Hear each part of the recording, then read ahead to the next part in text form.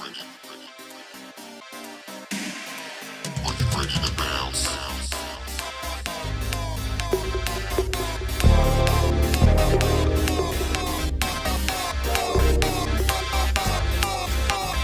right, so we're going to check out some other people here, other artists and creators for the Solcon Glass Axis exhibit, Mixing of the Medias. And right here, we've got Kai Ahiga, I believe I said that right, Ahiga, I apologize, Ahiga.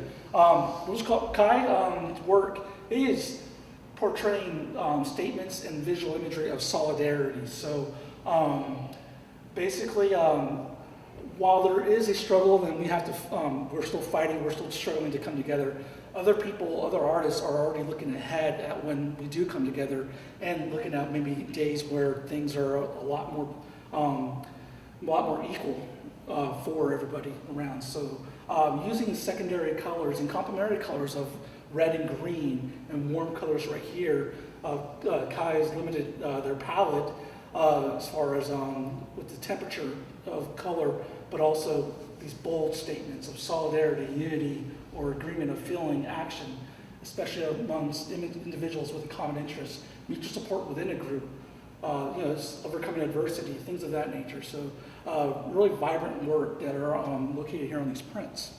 So then we move on. We've already talked about mine, but let's go ahead and move on over here to, we have Stanley Waney. Stanley Waney's work here is, let me move over here, is a nice collage of individuals, some seemingly from pop culture, and others, I definitely can see pop culture aspects here. Also, different celebrities, and we've got Zardos. Okay. So Sean Connery's made, Sir Sean Connery's made an appearance with a Speedo, as well as we got different types of, we have the greasers, we have different types of eras also represented here. So Batman from the 60s, look at that, Gary Coleman. And that's not Jimi Hendrix before you think it. It's Bootsy, isn't it? I think it's Bootsy. So I don't think that's Jimi Hendrix, I think it's Bootsy Collins. And so different pop culture. This person really took the idea of taking pop culture throughout the decades and incorporating it all into these nice compositions. And let's see, we got, I think that's Bush. We definitely got a little bit of political celebrities in here as well. And the mouse, as you can see, the mouse kind of makes a few appearances. I like this statement right here with DC Superman with the dollar sign for the logo, and then we've got again Zod, who I guess is Disney taking over Marvel with the mouse here. So I see you. I see what you did right there. Okay, as we move on, we've got more artwork from some of our Solcon collaborators and artists. This is a friend of mine, Jiba Malay Anderson. This is from his comic, The Horseman, I believe. The Horseman incorporates a lot of Afro deities and Afrofuturistic elements along with superhero type of styles and just a lot of action, a lot of sci-fi elements. And I know Jiba has definitely looked upon actual different mythology from African, Afro-related and things of that nature to incorporate into his comics. So for the future of education, each one of these is a representative of a theme. So we've got Ragnarok, Jiba's own version of Ragnarok, which Ragnarok, if you know, is Norse mythology. But Jiba's taking it through more of a Afrocentric lens. Okay, and as we move on, we have Nikki Rodriguez. This is my homegrown Nikki Rodriguez here, right? Nikki Rodriguez is a graduate of the California College of the Arts for their Comics and MFA program, one program that I'm currently enrolled in. And Nikki is a talent. Nikki, queer Puerto Rican who's outspoken and always out there speaking for what's right. So if you ever get a chance to look her up and look up her work, but these are beautiful pages. If you could see up close like I'm looking at, you would see this dot pattern that's kind of reminiscent of old school comics when they had to do the old school coloring, which was basically like the pixel dots and everything like that. So, but they're clean images with her skeleton, and I don't know if that's just a play on muerte or whatnot. But and this is in Spanish too. So You know, it's nice to have people who are doing comics for the people. And as we move on over here, we have Juan. Juan, I believe, was in town not too recently talking about his own work, their own work, excuse me. And these are really nicely done on watercolor pages and all that. So as Juan states, it's more of a surreal auto-bio-fantasy, and that's relevant within Juan's work. Right here, if you look over here, you can see the cool background. This is more of a cool palette. By cool, I mean blues, greens, of a cooler nature. Color has temperature. And then over here, we have more of a warm palette, is well done on the watercolor paper. The fact that Juan is doing comics on watercolor paper with panels and dialogue is just awesome, and it just makes me want to mess around with that medium. But I think it'd take me quite a while to get up to where Juan is at, so I might just do that to Juan. And then we move on to more of a physical type of artwork, and that's with glass. So this is a mixture of glass as well as what looks to be two-dimensional artwork. And I don't know if they were able to paint it onto the glass themselves or insert a piece, but as I look, I think it's a mixture of both. And right here we have, is this Juan too? This is Juan, I believe, isn't it? No, this is okay. Well, I'm not sure which artist this is, but what unknown artist has clearly made a statement here.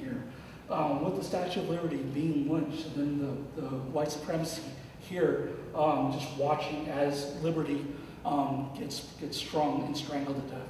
Some might say that certain liberties that we have now are in the chokehold. And then as we move on, we have a friend of mine. This might be a little bit hard to see because of the angle, but we have JB's work. Is this JB's? The Devil's Due, The Reckoning. So, power to the people, it was me. So again, another more Afrocentric comics. Comics have always been political and social political. Anyone that tells you that comics haven't been political has not seen Captain America, okay? So the fact that this medium that combines words, pictures, frame to frame, storytelling is just resonant of how powerful this medium really is and why I flock to this medium, why it's always been a first love of mine, even though I do enjoy painting. Now I just like painting comics bigger though. And as we keep moving forward, we've got some nice pop culture in a medium that's just spectacular.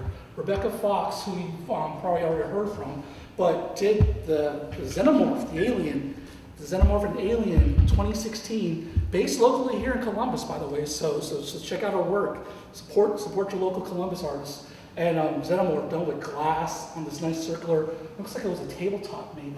I don't know if this is reclaimed furniture incorporated into the artwork, which I always love when someone can do a reclaimed piece of furniture and turn it into another piece of artwork.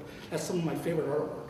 And not only has Rebecca done that, I believe she likes to go by Becky, excuse me. Not only has Becky done that, but Becky has taken it like 10 notches above and incorporated glass and different reflective pieces. I'm not going to touch the person's artwork, but if I were to look really closely, I don't know if that's a silver foil or another texture. There's layers to this piece. That's what's so nice about this. I don't have to look. I would love to get up in the morning and instead of looking at a mirror, looking at my face, I'd rather look at an alien and have this, in the back hanging or something like that. And then finally, we are going to come almost close to the end of our exhibit here. We have an artist unknown. I don't see a tag and I don't need a signature, but I had to point out this work. This is the second to the last section that we're going to look at today, but right here was Dr. Cornel West, really it's Maya Angelou, and then we have individuals that look like, you can tell it was a slave ship. See, with the ship, when we were brought over here. So, as Malcolm says, we didn't land on Plymouth Rock landed on us. So here we go is somebody's depiction of historical, from the past sins to the modern day pioneers and veterans that are championing justice and equal rights and trying to move us forward into a better tomorrow. And last but not least, we have artwork that is representative of a lot of our local glassmakers here. And I love how they've taken the astronaut, astronaut over here, watching the rocket, take off. Think back to the Apollo. Think back to people watching the moon landing. 1960s and whatnot, and then and forward, and then take that person, take that part of America out, and start putting them in other places. You know, a stranger in a strange land. Kind of like American idealism mixed with other statements about being a stranger and landing next to, like right here, for example, sitting next to an alien type of figure on a bus stop. What world that is, I'm not sure, but I mean, just pop culture mixing around with statements and using multiple mediums. Truly a mixing of the medias, which is like the theme behind this show here, not just besides SoulCon, besides pop culture and art, but also taking literal mediums and putting them within glass and then crafting the glass. So, even working on the outer sphere of the glass, working on top of the glass, outside of the bowl. So again, layers. So you'll find many layers here at this show. Mixing the Media is brought to you by SoulCon and Glass Axis. The road to SoulCon 2020. Thank you so much, and I hope you enjoy it.